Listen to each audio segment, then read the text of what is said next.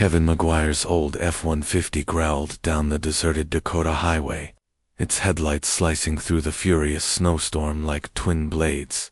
The heater coughed tired warmth, fighting a losing battle against the cold.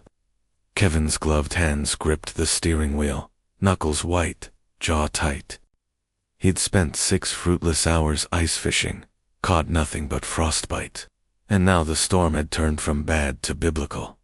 He muttered under his breath, his voice lost in the howling wind outside. "Shoulda listened to Ma, said the fish wouldn't bite in weather like this." But Kevin never did learn the easy way. That's how he ended up 32, single, and driving through hell at midnight, with nothing but thermos coffee and a dented truck for company. Just as he crested a hill, something dark lay sprawled across the road. He slammed the brakes. The truck skidded sideways with a screech, fishtailing before finally stopping. Heart pounding, he grabbed his flashlight and threw open the door. The cold hit him like a punch, snow blasting his face as he stepped into the chaos. His boots crunched through the snow, flashlight beam dancing across the road. Then he saw her.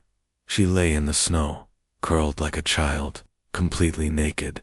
But it wasn't just her lack of clothes that froze Kevin in place. It was her skin, violet. Not purple like frostbite, but glowing, almost metallic in the light. Her hair fanned out behind her like liquid shadow, and her body shimmered like something out of a dream. Her golden eyes fluttered open as the flashlight touched her face. Kevin's voice caught in his throat. "Ma'am, you okay?" She moved slightly, trying to sit up, but her arms shook too much. Her limbs were too long, her face too smooth, her movements too graceful to be human. And yet, she was dying. Kevin didn't hesitate. He stripped off his hunting jacket and dropped to his knees, wrapping it around her trembling shoulders. "You're not dying tonight, not on my road." She murmured something in a voice that sounded like starlight and wind chime soft, strange, and utterly alien. Kevin didn't understand it. Didn't need to. He scooped her up in his arms. She weighed next to nothing, all sharp bones and cold skin that burned hot with fever. His brain screamed this wasn't real, but his heart beat louder. The cab of the truck was warm. He laid her gently across the bench seat, wrapped her in the old wool blanket his grandma had knitted back in '84, then poured her some thermos coffee. "It's like drinking tar," he said, "but it'll warm you up." She reached out with shaky hands and took the makeshift cup. Their fingers brushed. The spark that jumped between them wasn't just static. It made his skin prickle. She sipped. Her golden eyes widened in surprise. Then she said something melodic, almost like laughter, and pointed at the drink. "Yeah." Kevin chuckled. "It's terrible." The drive to his farmhouse took 20 minutes, but it felt like hours. Every now and then, he glanced at her. She was watching the road, the dashboard lights, the snow, the sky like she'd never seen anything before. When he pulled up to his house, the porch light flickered through the storm like a beacon. "Home sweet home," he muttered. Inside, warmth greeted them. The wood stove was still burning. The smell of leftover chili wafted through the air. He helped her to the couch and wrapped the blanket tighter. She looked around the small, cluttered living room like it was a palace. "You're safe now," he said, brushing snow from her hair. "Whatever you are, whoever you are, you're safe." She looked up at him, her eyes glowing in the firelight. Then she pointed to herself and said one word, "Ayra." Kevin smiled. "Ayra, huh, I'm Kevin." "Kevin," she echoed, like it was the most beautiful word she'd ever heard. He chuckled, heart pounding in his chest. "Yeah, that's me. Let's get you some dry clothes before you freeze solid." He didn't know who or what she really was. But as Ayra curled up on his couch, glowing softly under his grandmother's old blanket, Kevin Maguire had a feeling his life had just changed forever. And he didn't mind one bit. Morning light streamed through the frost-covered windows of Kevin's farmhouse, painting the room in soft gold. The storm had passed, leaving behind a world buried in silence and snow.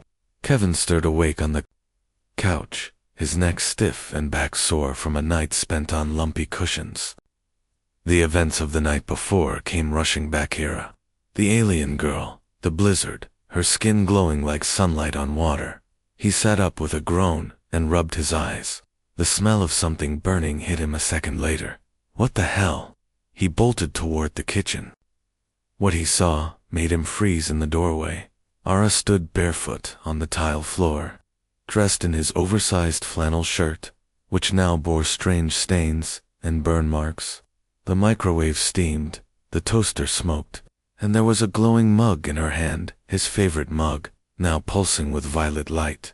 "Kevin," she said brightly, like nothing was wrong, and gestured at the chaos with pride. "Sustenance." He blinked. "You were trying to make breakfast." She nodded enthusiastically and pointed at the glowing cup.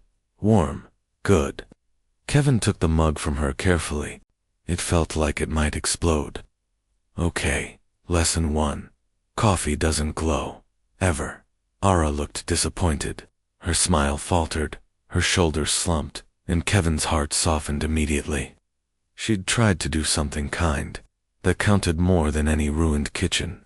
"Hey, it's all right," he said gently, setting the radioactive brew aside. "It's the thought that counts. Next time, maybe we just don't melt my microwave." She tilted her head, processing his words, and gave a hopeful nod. "Next time, Kevin teach Ayra?" He smiled despite himself. "Yeah, I guess I do." Over the next hour, Kevin tried teaching her the basics. She watched every move he made, eyes locked on his hands as he cracked eggs, buttered toast, poured regular coffee. She mimicked him perfectly until she tried to flip a pancake and sent it flying into the ceiling. "Ayra," gasped. Kevin just laughed. "That's all right. Happens to the best of us."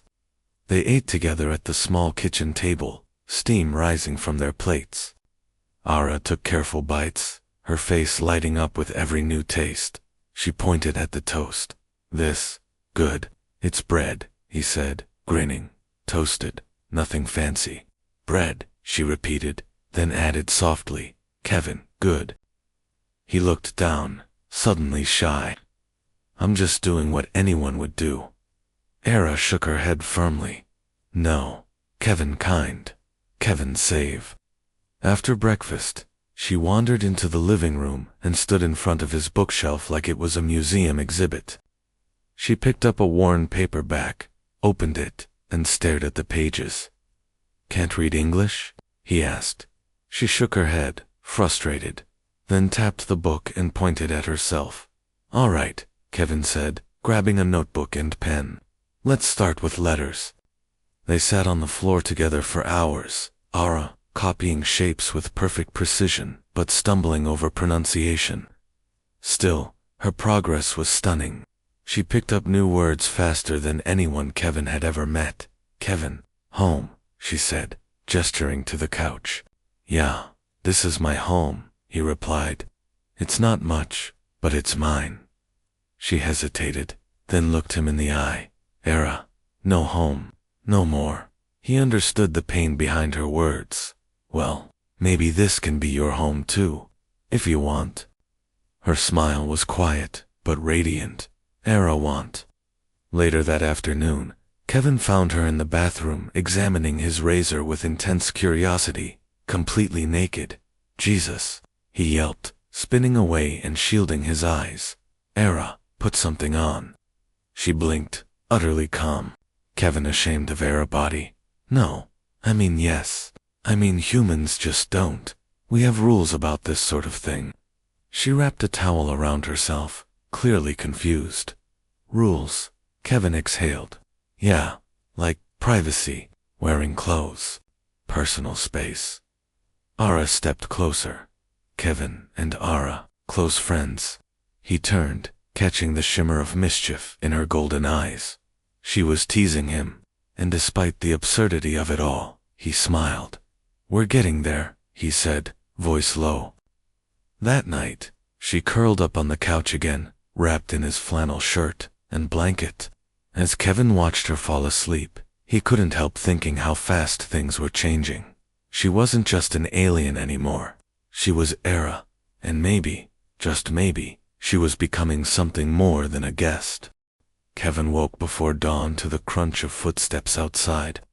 For a heartbeat, he thought some hungry coyote had found the chicken coop. But when he grabbed the flashlight and opened the door, he saw Ayra in the yard, barefoot in the snow, staring up at the stars. A thin layer of frost clung to her violet skin like glitter. He hurried forward, jacket in hand. "You'll freeze." She smiled without looking away from the sky. Cold, not hurt Xanth blood. Only remind. She settled the jacket on her shoulders anyway, and followed her gaze. The northern lights rippled green and gold above the prairie like curtains being pulled open.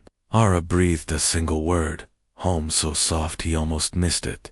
Inside, over steaming oatmeal, she spoke more than ever before. Her English had jumped leaps overnight. Television infomercials and Kevin's well-worn paperback had apparently done wonders. "I was promised to Prince Tsar," she said. Spoon paused midair. "Alliance marriage.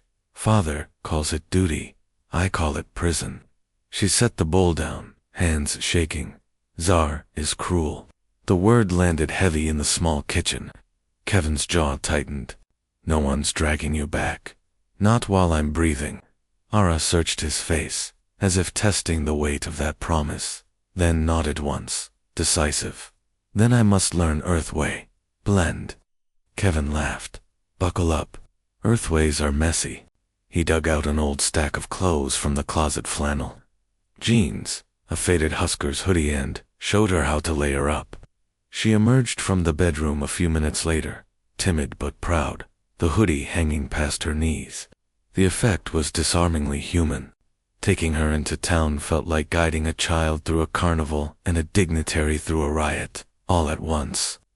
At the hardware store, Ayra wandered the aisles, touching every tool, murmuring the English names Kevin fed her: hammer, drill, socket wrench.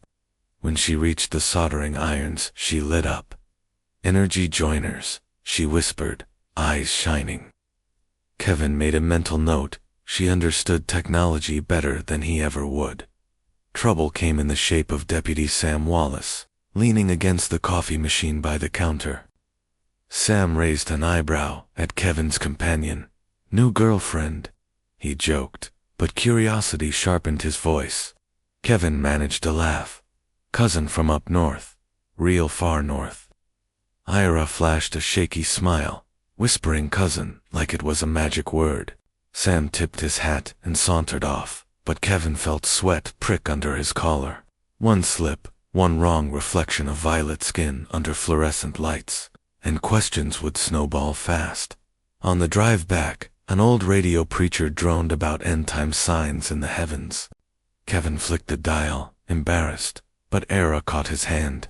"Fear makes loud voices," she said gently. "Louder than kindness."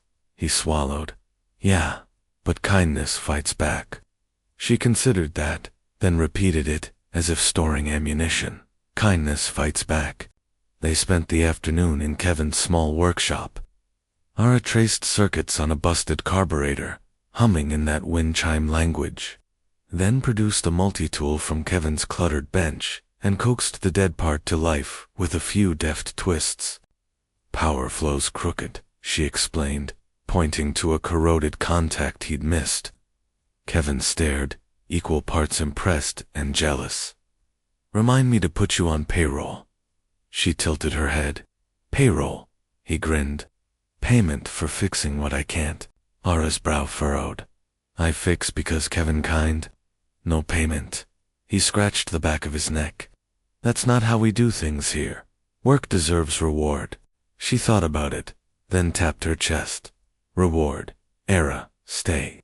The simplicity of it punched the air from his lungs. Snow fell again that night, soft and soundless. Kevin built a fire and read aloud from an adventure novel, while Ayra tried knitting under. Grandma's tutelage via an ancient VHS Kevin dug out of a closet. She snarled softly each time a loop slipped, then laughed at herself, the sound bright as crystal. When the chapter ended, she set the needles down, gaze serious. Kevin chose to help an alien. Why? He shrugged, feeling suddenly shy. Because you were gonna die out there. Because it was right. Ayra leaned closer, fingertips brushing his cheek. Many see dying stranger, and drive on. Her touch was lightning again, awakening something deep and certain. Guess I'm not many, he murmured. A distant rumble rolled across the prairie, just a plow on the county road. Probably, but Ayra stiffened. Her eyes glowed brighter, pupils pinned sharp. Sound wrong, she whispered. Kevin listened harder. Nothing but wind now. Still, he crossed to the window. Far off, beyond the tree line, a pulse of light flickered once, then vanished. Gooseflesh crawled up his arms. Probably power line, he said, less convinced than he sounded. Ayra stepped beside him, face half lit by the fire. Consortium hunts rebels with track ships, small, silent. Kevin's stomach dropped. Think they've found you? Maybe, she breathed. Storm hid my trail. Sky clear now. Kevin looked at the rifle above the mantel, then at Ayra. Her shoulders squared, eyes fierce. We prepare, she said. We stand. For the first time Kevin saw not just a lost girl, but the warrior she'd claimed to be. He nodded once. Kindness fights back, he repeated. Ayra smiled, sharp, determined. Outside, the silent snow kept falling, but somewhere beyond the white horizon, other eyes were watching. Tomorrow, Kevin knew, the fight for their small world might begin. Kevin spent the next morning turning his quiet farm into a fortress. He dragged hay bales into makeshift walls, hammered sheet metal shutters over the windows, and strung a web of hunting line alarms around the property. Ayra shadowed him, offering tools, testing tension in wires, suggesting angles that gave the best fields of fire. Her quick, sure judgments reminded Kevin she had grown up studying tactics meant for starfleets, not backyard skirmishes. By noon, the sky was an ocean of hard winter blue. No contrails, no clouds, nothing to hide a descending ship. Kevin's gut wouldn't unclench. He called Eddie Kowalski, the old Vietnam mechanic who ran the rival garage. Eddie listened, asked no questions, then promised to arrive by dusk with a few of the boys and a trunk of freedom pills. Kevin knew that meant rifles and ammunition strong enough to drop elk at 500 yards. He hoped it would be enough to scare whoever might come hunting violet-skinned princesses. Inside, Ayra rummaged through Kevin's toolbox until she found a soldering iron and his drawer of old circuit boards. She dismantled the broken microwave, fused parts with a soft hiss of ozone, and built a palm-sized object, the shape of a flattened egg.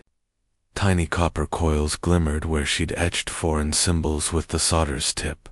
"What's that do?" Kevin asked, wiping sweat from his brow. "Distorts sensor echo," she replied, voice steady. "Makes small area look empty. Very short range, but maybe hide house from sky scans." Kevin whistled low. Not bad for scavenged junk. Ayra shrugged, but her eyes shone with quiet pride. "I may be runaway princess, but I am still Xanth engineer."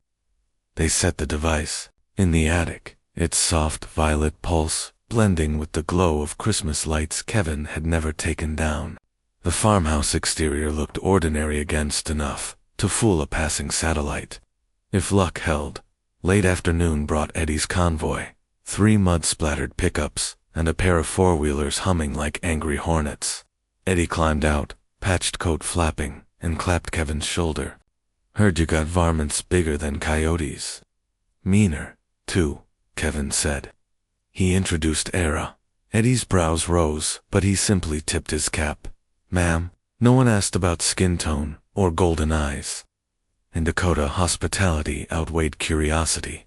The men unloaded hardware hunting rifles, scoped ARs, even a Korean War flamethrower someone had restored for county fairs. ARA eyed the archaic weapons, lips twitching. "Primitive," she murmured, "but painful."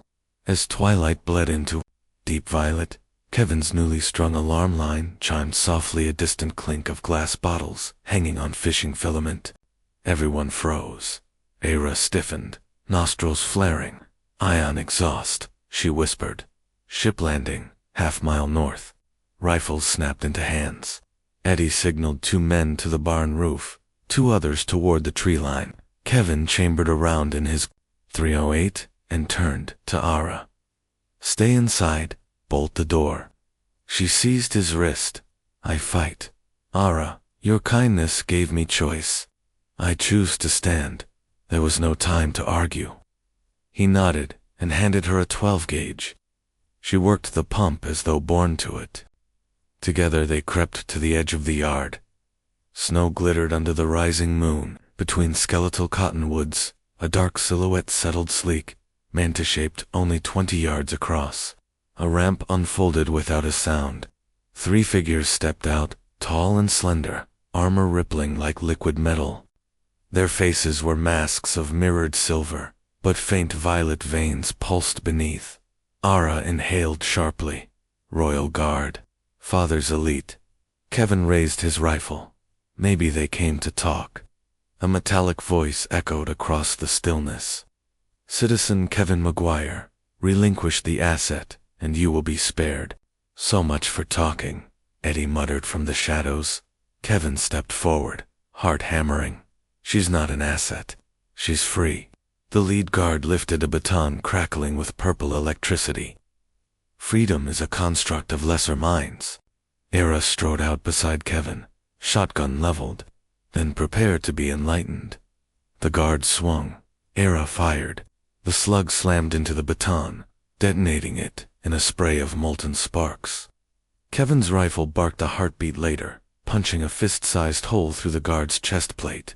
Purple blood hissed onto the snow, steaming in the cold. For a frozen instant, every being on the field held breath. Then Eddie's hunters opened up. Gunfire rolled like summer thunder, bullets slicing through the night. The 2 remaining guards darted with inhuman speed, returning bursts of searing violet energy that carved glowing scars in tree trunks. One beam clipped a pickup's tailgate, turning steel into sludge. Ayra sprinted, boots kicking snow as she closed the gap, switching Kevin's 12-gauge to slug rounds. She vaulted a fallen log, planted, and fired point blank. The guard's shield flickered, shattered, and the alien dropped. The last soldier retreated toward the ramp, armor sparking from half a dozen hunting rounds. Kevin knelt, steady breath, sight picture calm, despite adrenaline. He squeezed the trigger. The .308 round pierced the guard's thigh joint. The alien stumbled, fell face first into the drift. Eddie's nephew shackled him with zip ties meant for wayward steers. Silence fell, broken only by Ayra's ragged breathing. Kevin hurried to her side. "You hurt." She shook her head, violet skin dotted with crystalline sweat. Heart loud, not broken. She pressed her forehead to his. "We won. First wave." Eddie eyed the smoking ship. Any more where they came from? Ayra met Kevin's gaze, fear and fire mingling. "Father will send others. But now we have their craft. And I have an idea." Kevin squeezed her hand. "Then let's get to work." Above them the prairie. Sky stretched endless and black, the battlefield of tomorrow.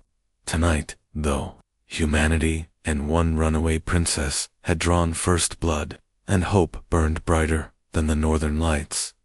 Kevin's workshop lights stayed on through the deep black hours before dawn. Eddie's men dragged the disabled Royal Guard ship under the tractor shed, and Ayra climbed inside its humming interior, fingers flying over glowing glyphs. The captured soldier, wrists bound, glared in silence from a folding chair. Ayra's distortion beacon sat on his lap like a threat.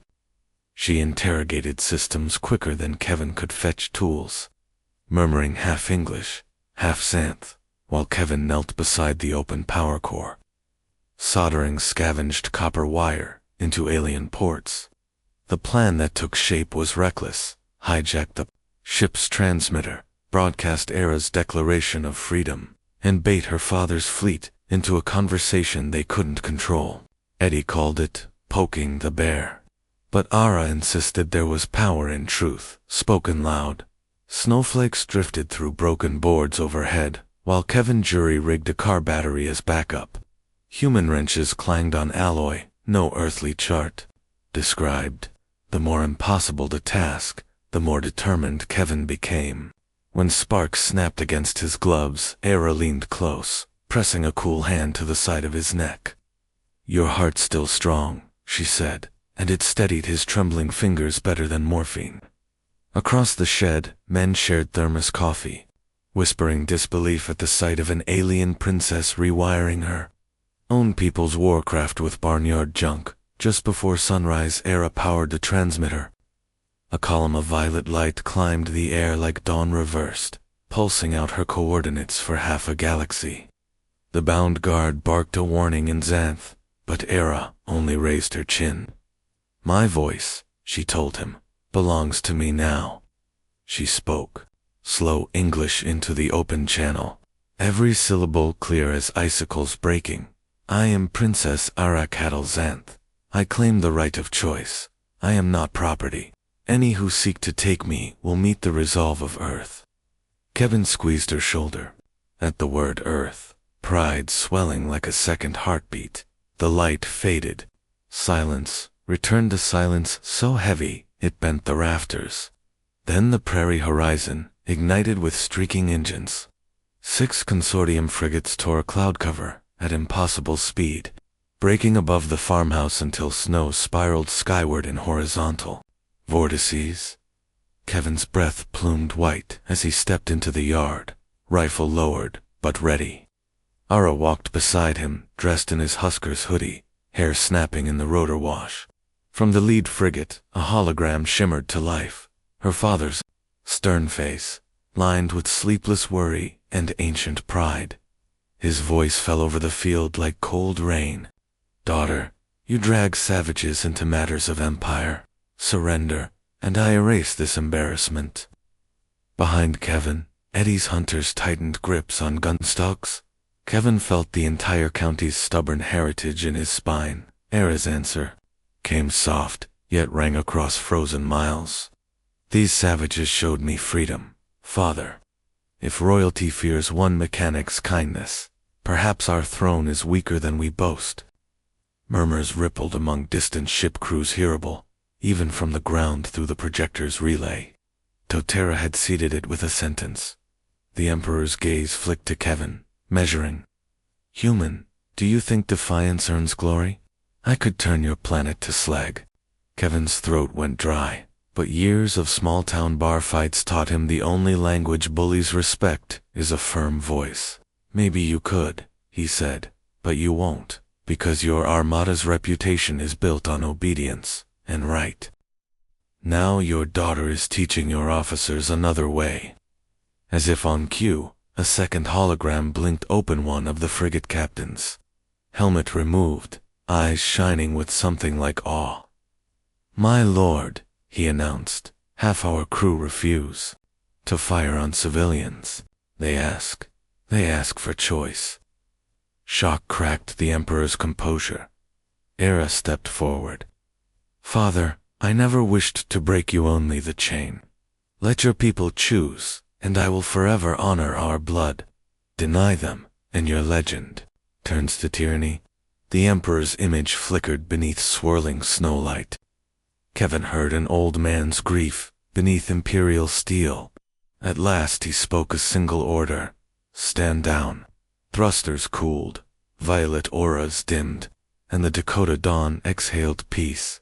The frigates drifted higher, engines throttling toward orbit. As his projection faded, Ayra's father gave her one final look, not of defeat, but reluctant respect, and was gone. In the yard, rifles lowered, breath released, and disbelief erupted into ragged cheers. Ayra swayed as adrenaline left her. Kevin caught her before her knees could fold, holding her against the glow of a brand-new sunrise. Weeks later, news satellites buzzed, a wave of resignations inside the consortium, whispers of reform councils, the term right of choice spreading across sectors. None of that changed chores on the farm fixing tractor belts. Shoveling snowbutt, Kevin noticed broadcast signals clearer than ever, courtesy of Ayra's tweaks.